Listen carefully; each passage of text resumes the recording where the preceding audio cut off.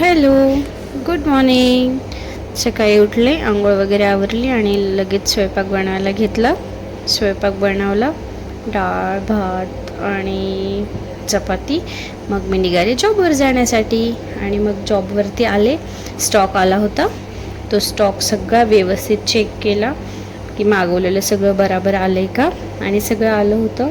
मग मी सामान लावण्यासाठी घेतलं. हे गणेश भैया आहेत जे मला मदत करत आहेत. ते हसत होते व्हिडिओ मी काढते म्हणून फोनकडे बघून, आणि आम्ही दोघांनी मिळून सगळं व्यवस्थित सामान लावून घेतलं. मग 8 वाजले, सुट्टी झाली माझी आणि मी निघाले घरी जाण्यासाठी. घरी जात असताना मग म्हटलं भाजी घ्यावी म्हणून भाजी मंडईत गेले, थोडीशी भाजी वगैरे घेतली.